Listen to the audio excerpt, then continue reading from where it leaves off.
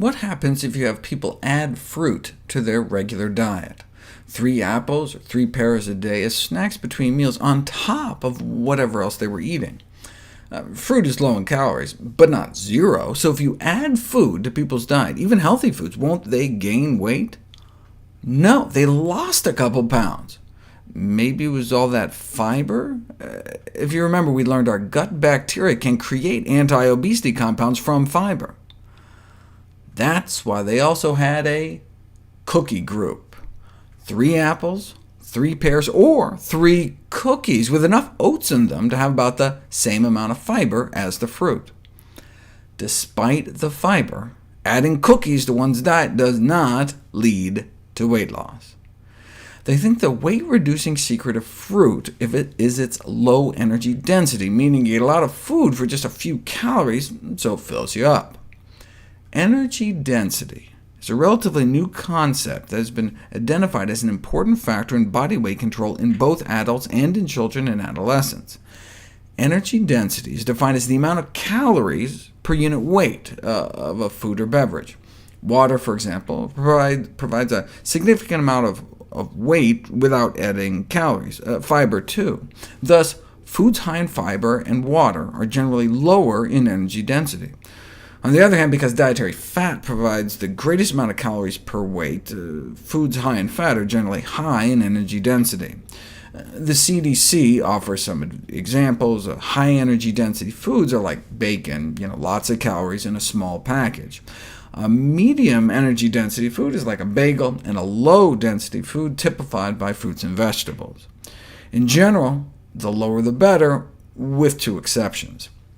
Soda is heavy, so heavy that by energy density it looks less harmful than it is, and nuts have so much fat they appear less healthy than they are.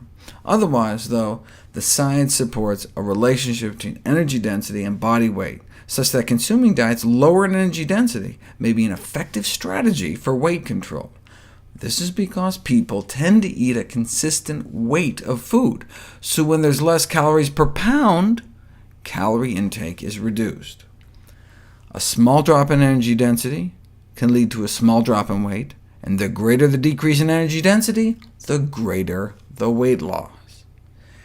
Energy density can be reduced in a variety of ways, such as the addition of fruits and vegetables to recipes, or by lowering the fat or sugar content.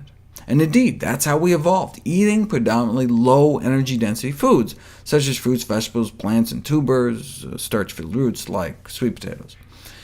The first study to emphasize how fruits and vegetables could affect energy density and food intake was conducted more than 30 years ago.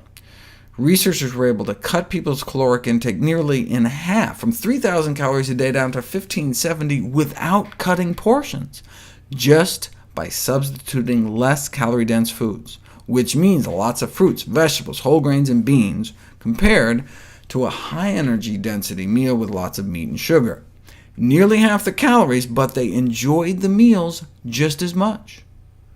They tried this in Hawaii, putting people on a traditional Hawaiian diet with all the plant foods they could eat. Lost an average of 17 pounds in just 21 days, resulting in better cholesterol, triglycerides, blood sugars, and blood pressure. Caloric intake dropped 40%, but not by eating less food. In fact, they lost 17 pounds in 21 days eating more food, 4 pounds of food. But because plants tend to be so calorically dilute, one can stuff oneself without getting the same kind of weight gain. And the energy density of foods is of interest for weight management, not only because it allows people to eat satisfying portions while limiting calories, but also because reductions in energy density are associated with improved dietary quality. For example, lower energy-dense diets associated with lower risk of pancreatic cancer. Lower energy density foods tend to be healthier foods, so we get the best of both worlds.